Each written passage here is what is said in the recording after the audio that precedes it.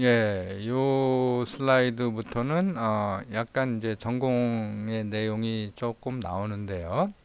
뭐 이렇게 어렵지 않습니다. 우리가 이제 XY 이 플랫 그림을 좀 생각해 보면요. X축이 이제 원인이라고 생각되고 Y축이 결과라고 생각이 되면 지금 예제에서는 미세먼지와 건강 중에서도 이제 사망이라고 생각하시면 됩니다. 미세먼지 농도 수준에 따라서 사망률이 어떻게 바뀌는가를 이제 본다고 생각하면요. 미세먼지에 노출되는 걸 이제 노출이라고 그러고 그 사망을 그 노출에 의한 생물학적 반응이라고 생각해서 노출 반응 함수라는 말을 씁니다. 예, 그런 그 함수가 어떠한 형태인가, 어떤 관계가 있는가를 이해하는 것이 우리가 제일 처음에 이제 출발할 때 중요한 것이기 때문에 노출 반응 함수를 우리가 좀 생각하게 되는 거죠.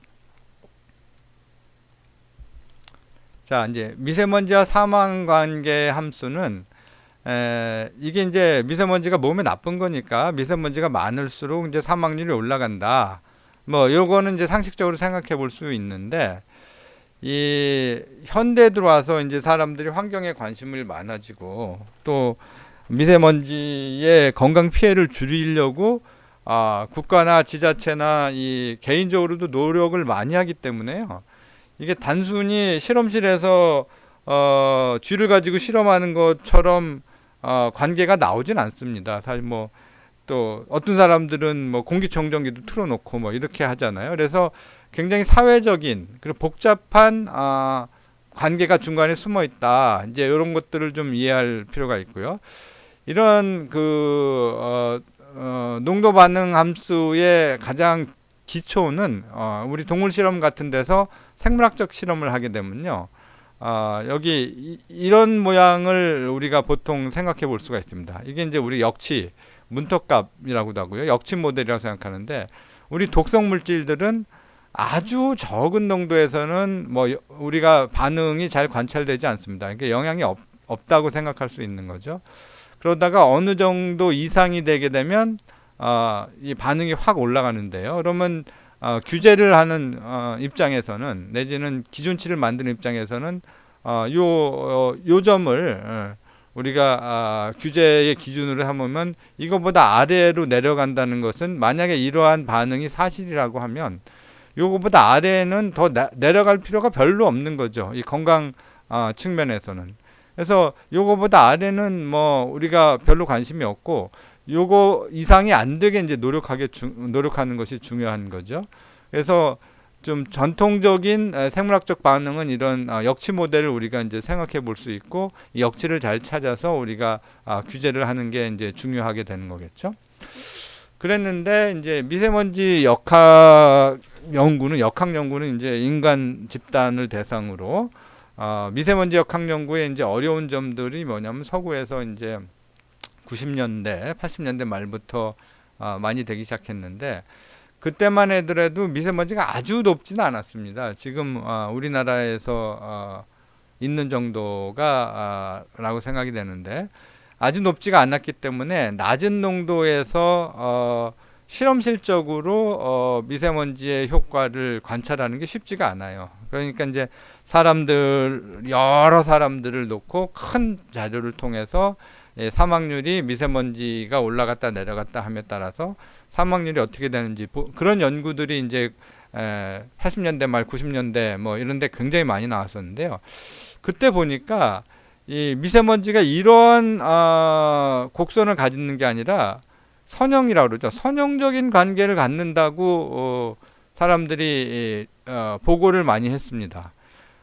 우리 그 농도 반응 함수가 이렇게 안 되고 이렇게 되면 의미가 굉장히 달라집니다. 아까 말했듯이 이 역치를 정할 수가 없기 때문에 여기서 우리가 그럼에도 불구하고 뭐 역치를 기준치가 있죠. 기준치를 정하게 되면 뭐 정할 수는 있지만 이게 이런 식일 적에는 요 농도 이하면은 효과가 하나도 없는데요. 이렇게 선형적인 모형을 생각하게 되면 여기보다 여기가 되면은 건강에 더 좋은 거죠. 더 작아지면 더 좋고, 그래서 이런 선형 모형에서는 역치가 없고 낮으면 낮을수록 좋은 거예요. 건강 측면에서 보면요. 그렇죠? 그러니까 이게 조금 어떻게 해야 되나 이런 그 딜레마가 생기기 시작하는데, 그럼에도 불구하고 많은 연구에서 미세먼지는 역치가 없는 선형 모형이다 라는 것들이 거의 이제 정설처럼 받아들여지게 됩니다. 그럼에도 불구하고 우리가 이제 적당히 여기서 이제 기준치를 정하는데, 기준치를 정했음에도 불구하고 이 사실이 맞다고 하면 의미하는 것은 낮으면 낮을수록 좋습니다. 지금 이거는 지금도 그 통용되는 얘기인데, 지금 우리 매우 낮음 뭐 이렇게 있잖아요. 그 수준이, 미세먼지 경보 수준이 아주 나쁜 날은 피하는 게 좋지만 선형 이 역치가 없어요. 낮으면 낮을수록 좋습니다. 0에 가까울수록 좋은 거예요. 어느 정도 이하면은 다 좋다 이게 아니라 그래서 이게 이제 그 국민들 입장에서는 상당히 그 위험 소통이라고 하는데, 위에 소통을 하는 데 있어서 조금 쉽지 않은 문제가 됩니다, 사실. 근데 어쨌든 이제 90년대까지 미국에서 유럽에서 이런 연구들이 많았는데, 그 이후에 이제 중국이 이제 갑자기 등장을 하게 됩니다. 근데 중국은 문제가 뭐냐면은 이 미세먼지 노출 수준이 뭐 서구의 이 정도가 아니라 막 이만큼이거든요. 막 100배 막 이렇거든요. 그러니까 우리가 이런 관계를 가지고 이제 연구를 많이 하고 대책도 세웠는데, 중국이 오니까 노출이 막 이만큼 되니까 이거 어떻게 해요? 이랬을 적에는 우리가 이제 독성학적인 방법은 외삽이라는 방법을 씁니다. 외삽은 뭐냐면, 우리가 이거를 알고 있으니까 노출이 이 정도 되면 피해가 어떻게 될까를 요거를 그대로 그냥 늘리는 거죠. 선형 모형이니까 그냥 기울기가 같으니까 이렇게 늘리면 됩니다. 그렇죠? 그러면은 이제 노출이 막 이 정도 큰데 이만큼 다 죽어야 되거든요. 근데 중국에서는 농도가 매우 높음에도 불구하고 이렇게 외삽한 결과보다는 피해가 훨씬 적은 걸로 보고가 됩니다. 그러니까 이거 뭐 어떻게 된 거지? 그럼 이 모형이 틀렸나? 뭐 이런 생각을 하게 되는 거죠. 그래서 이제 모형이 조금 바뀝니다.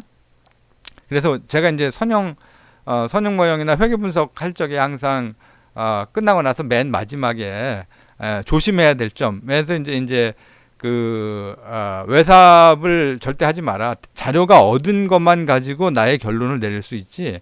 자료가 지금 요거는 이제 서구 사회에서 얻은 건데, 자료가 얻어진 바깥을 우리가 관심을 가질 때 굉장히 많습니다. 근데 현실적으로는 그럴 적에 여기서부터 여기까지 있는 자료만 가지고 이렇게 단순하게 외삽을 하게 되면 이 결론은 틀릴 개연성이 굉장히 많다 라고 제가 수업 시간에 많이 강조하는 거거든요. 이게 전형적인 예입니다. 그렇게 해서 이렇게 하게 되니까 엄청난 건강 피해가 예측이 되는데, 실제로는 그렇지 않았어요. 그래서 아주 고농도지만, 그렇죠? 그랬을 적에 이 아시아에서 초창기에 해봤자 2008년에 이제 그 논문이 나왔는데, 그러니까 2000년 초에 파파스타디라고 아주 굉장히 유명한 아시아 지역의 미세먼지 역학 연구입니다. 여기서 대상 도시가 지금 방콕, 홍콩, 샹하이, 우한 이렇게 4개 도시가 있었는데, 왼쪽 그림에서 보면요, 미세먼지의 수준을 이제 박스 플랫으로 그려놓은 건데, 요거는 뭐 다 아시는 분들은 아시겠지만 분포가 이렇게 있는데, 요게 25%, 75%, 요게 50%에서 그걸로 박스를 그리고요. 그거에 따라서 요게 이제 인터코타일 IQR이라고 그러죠. IQR을 가지고 그 밑에 최소값, 이제 IQR 벗어나는 값은 많이 없고 이제 익스트림 아웃라이어들이 몇 개 있는 건데요. 분포를 보게 되면은 방콕이 제일 낮고요. 홍콩, 샹하이, 우한 순서로 이 미세먼지 농도가 높은 거죠. 여기가 우한이 제일 높고 방콕이 제일 낮습니다. 그런데 여기 자료를 분석해 보니까, 이 분석은 이제 회계 분석이 이제 기본인데요. 미세먼지가 낮은 날도 있고 높은 날도 있고 이제 플럭추에이션이 있겠죠. 올라갔다 내려갔다 하는데, 미세먼지가 그렇고 Y축은 사망으로 해서 사망도 높은 날이 있고 낮은 날이 있고, 그래가지고 그림을 그려보면 미세먼지가 조금 올라갔을 때 사망이 얼마나 올라가는지, 이게 기울기죠. 그래서 그 기울기를 가지고 기대되는 사망보다 그러니까 미세먼지가 없으면은 원래 있을 사망보다 미세먼지가 올라갔기 때문에 초과적으로 발생하는 사망을 계산할 수가 있습니다. 모형에서 그걸 초과 사망이라고 그러는데, 이거는 회계 분석에서 말하는 이제 기울기를 가지고 구할 수가 있습니다. 여기 이제 모형에 이제 로그 변환을 하기 때문에 이 보통 회계 개수를 베타라고 그러잖아요. 베타에다가 이제 익스포넨셜 취한 형태로 나타나는데, 그렇게 해가지고 초과 사망을 구해봤더니 방콕이 제일 크고요. 그러니까 방콕에서 에어 폴루션이 건강에 미치는 영향이 제일 크고, 그 다음에 홍콩, 샹하이, 우한 순서로 나타나고, 요건 뭐냐면 이제 요런 그림이 많이 나올 것 같아서 요 그림은 이해가 되시죠? 그냥 미세먼지 값들을 그냥 쭉 분포를 보여준 거고요. 요거는 아까 말했듯이 그런 식으로 회계 분석을 통해서 베타를 구한 다음에 거기다가 익스포넨셜 취하면은 초과 사망률을 계산할 수 있는 겁니다. 그래서 그거를 점추 정치하고 95% 신뢰 구간을 가지고 이렇게 포함을 했으니까, 요게 이를 익세시브 거기서 이제 0을 빼가지고 익세시브 데스가 0이면은 이거는 효과가 없는 거고요. 95% 컨피던스 인터벌이 0을 다 포함하고 있지 않으니까 이건 다 유의한 겁니다. 통계적으로. 그렇죠? 통계적으로 유의한 거고, 요거는 모든 사람을 대상으로 하고 65세 이상과 75세 이상을 한 건데, 65세 이상만 가지고 하면 효과가 좀 더 커지고, 그 얘기는 노령 인구가 대기오염에 좀 더 취약하다는 얘기죠. 더 많이 죽는다는 얘기죠. 75세 이상이면 더 커지고, 그 다음에 95% 컨피던스 인터벌이 0을 포함하지 않으니까 유의하고, 요게 방콕이고요. 홍콩, 샹하이, 우한 이렇게 나왔는데, 보다시피 방콕에서 미세먼지 초과 사망률이 제일 크게 나왔고, 그 다음에 홍콩, 그 다음에 이렇게 갑니다. 그러니까 미세먼지 수준하고 초과 사망이 반드시 일치하지가 않고 거의 반대로 가는 경향이 있죠. 그러면 여기서 여기 미세먼지의 농도 수준하고요, 미세먼지에 따른 건강 영향이 반드시 같지는 않다라는 우리의 결론을 얻을 수 있습니다. 우리가 이제 선형 모형을 쓰게 되면요, 이게 기울기가 선형적이다라고 하면 이럴 수가 없어요. 근데 이거는 도시마다 따로 분석을 한 거기 때문에 이제 이렇게 베타 값이 다르게, 기울기가 다르게 나온 거죠. 그러면 이게 왜 그럴까? 우리가 이게 도시마다 다르긴 하지만 앞에서 생각했던 이런 선형 모형을 생각하면은 노출이 높으면 이게 건강 위험도 커야 되는데, 이게 좀 그 반대로 막 나오고 울퉁불퉁 하잖아요. 그래서 이제 사람들이 이제 설명을 한 게, 이 온도, 방콕이 더 더운 동네잖아요. 그러니까 더운 동네에서는 미세먼지가 더 안 좋은 거구나 라는 얘기를 할 수도 있습니다. 초기에 이제 그런 설명이 많았던 거는, 더운 동네 사람들이 이제 바깥에서 많이, 더우니까 바깥으로 많이 나가고, 에어컨이 없다고 치면 바깥으로 많이 나가고, 바깥으로 많이 나가니까 길거리에 에어폴루션에 더 많이 영향을 받는다, 뭐 이런 설명도 할 수 있고요. 내지는 그 미세먼지 자체가 온도가 높으면 몸에 더 나쁘다, 그래서 이제 온도와 상호작용인가 이렇게 생각할 수도 있고요. 그 다음에 더 생각하는 거는, 그럼 우리가 아까 생각했던 선형 모형이 좀 아닌가 보다 라는 생각을 할 수가 있죠. 그게 이제 비선형적이라고 합니다. 그래서 비선형적인 농도 반응 함수를 생각하게 됩니다. 그거는 이제 이런 중국 연구의 결과, 아시아 연구의 결과에 따라서 그 인사이트를 얻은 분들이 많게 되는 거죠.